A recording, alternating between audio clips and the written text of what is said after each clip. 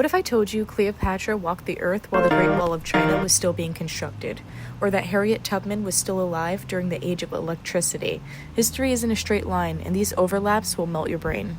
Great Pyramid of Giza, built around 2560 BC, wasn't just ancient, it was prehistoric. While Egyptian workers hauled limestone into place, small groups of Neanderthals were still clinging to life in caves of Gibraltar. That's right, one of humanity's greatest feats stood tall while another human species walked on Earth. Picture this, it's the late 1500s and Shakespeare is in London penning Hamlet, while across the ocean, the Aztec Empire is still thriving with grand temples and bustling cities like Tenochtitlan.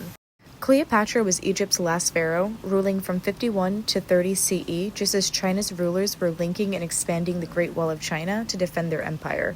Imagine on one side of the planet royal banquets on the Nile, and on the other, soldiers stacking stones into the largest military fortification in history.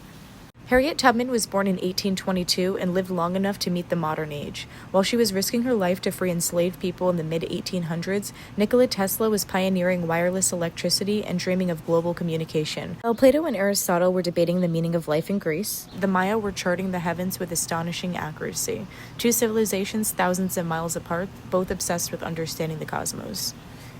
As Washington crossed the Delaware in 1776, Mozart was in Europe composing symphonies that would echo for centuries. One was fighting for a nation's birth, while the other was giving birth to timeless music.